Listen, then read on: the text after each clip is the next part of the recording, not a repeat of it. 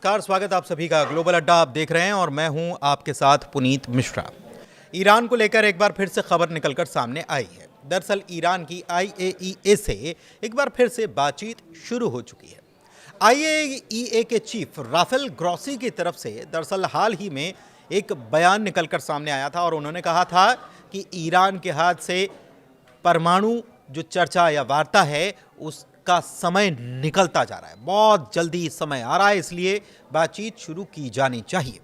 और इसी से जुड़ी बड़ी खबर यह है कि ईरान के विदेश मंत्री अब्बास अराक्ची जो हैं वो पहुंच गए हैं काहिरा, मिस्र,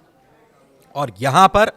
उन्होंने IAEA के चीफ राफेल ग्रॉसी के साथ उनकी मीटिंग होनी है, मुलाकात होनी है। ये मुलाकात काफ़ी अहम भी है। दरअसल जो खबर आई है उसके मुताबिक ये है कि ईरान के विदेश मंत्री अब्बास अराक्ची और राफेल ग्रॉसी आपस में बातचीत करेंगे, लेकिन इसके साथ साथ अब्बास अराक्ची जो हैं वो मिस्र और ईरान के बीच राजनीतिक चर्चाओं को लेकर भी मीटिंग करने वाले हैं।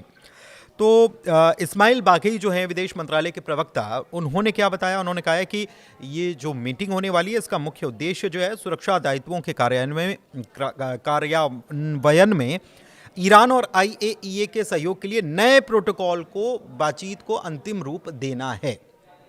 मतलब ये कि IAEA की तरफ से जो इंस्पेक्टर्स निगरानी करने का काम करते हैं, संसद में, ईरान की संसद में एक प्रस्ताव लाया गया और इसके बाद ईरान के राष्ट्रपति मसूद पेज़ेश्कियान ने उसके ऊपर दस्तखत कर दिए, जिसके बाद IAEA के इंस्पेक्टर्स को जो मदद या जिसे कहते हैं कि जो चीज़ें उपलब्ध कराई जाती थी इसके पहले ईरान की तरफ से, वो उपलब्ध करानी बंद कर दी गई। और इसके बाद केवल एक बूशहर का परमाणु संयंत्र जो है वहाँ पर ही IAEA के इंस्पेक्टर्स दौरा कर सकते थे। इसके बाद IAEA ने ये कहा कि हमारे पास चूंकि वहाँ दौरा करने के अधिकार नहीं है, हमारे इंस्पेक्टर्स को जाने के अधिकार नहीं है, तो वहाँ पर क्या हो रहा है, कैसी कंडीशन है, कितना इन्होंने यूरेनियम एनरिचमेंट कर लिया है, इसके बारे में हमको नहीं पता है और ये जो है ये स्थितियों को बिगाड़ रहा है। स्नैप बैक मैकेनिज्म की बात इस दौरान E3 देशों की तरफ से होने लगी थी और अब दूसरी तरफ ईरान जो है वो IAEA से बातचीत शुरू कर चुका है और ये मीटिंग हो रही है। जैसा कि हमने आपको बताया कि काहिरा में ही ये मीटिंग हो रही है और ये जो प्लानिंग है या रूपरेखा जो है ये अब बिल्कुल आखिरी फेज़ में चल रही है, ये कहा गया है इस्माइल बाघई की तरफ से, जो प्रवक्ता हैं ईरान के। दरअसल ये बैठक ऐसे वक्त में हो रही है जब IAEA बोर्ड ऑफ गवर्नर्स की वियना में बैठक चल रही है। मतलब एक बैठक इधर है, एक बैठक उधर चल रही है, तो एक बड़ा प्रेशर क्रिएट करने जैसी स्थिति ईरान के ऊपर बन रही थी और ईरान भी बातचीत के लिए तैयार हुआ। ग्रॉसी ने ईरानी परमाणु स्थलों का निरीक्षण फिर से शुरू करने की ज़रूरत पर जोर बीते दिनों भी दिया, जिसका जिक्र मैंने आपसे किया है। आपको मालूम ही है कि जून में जब ईरान के परमाणु ठिकानों के ऊपर अटैक हुआ था, US ने किया था और इजराइल की तरफ से किया गया था और उसके बाद सहयोग जो है, जो सहयोग दिया जाता, IAEA को सहयोग दिया जाता है, उसे सस्पेंड कर दिया गया था। लेकिन अब ऐसा लग रहा है कि IAEA को फिर से सहयोग शायद शुरू करने जैसी चीज़ें हो सकती हैं, क्योंकि इसी को लेकर ये मीटिंग होने वाली है। एक चीज़ और है कि काहिरा जो ये दौरा है अब्बास अराक्ची का, विदेश मंत्री का, इस दौरान मिस्र के राष्ट्रपति जो हैं अब्देल फतेह अल सीसी,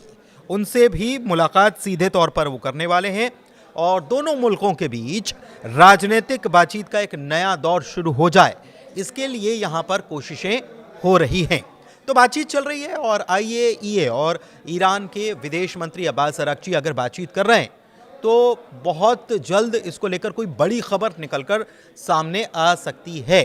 क्योंकि ईरान इस बात से नाराज़ था कि IAEA गलत रिपोर्ट या गलत सीनेरियो पेश कर रहा है और इसी की वजह से उसके परमाणु संयंत्र जो हैं उनके ऊपर अटैक किया गया था US और इजराइल की तरफ से। बाद में IAEA की तरफ से ये भी कहा गया कि मई और जून में जो न्यूक्लियर एनरिचमेंट जो है, अगर उसका अंतर देखा जाए तो ये माना जा रहा है कि करीब 70-72 पाउंड्स यूरेनियम का समर्थन ज़्यादा कर लिया है ईरान ने। ये IAEA की तरफ से कहा गया था। स्नैपबैक सैंक्शंस की मैंने आपको बात बताई कि स्नैपबैक सैंक्शंस का एक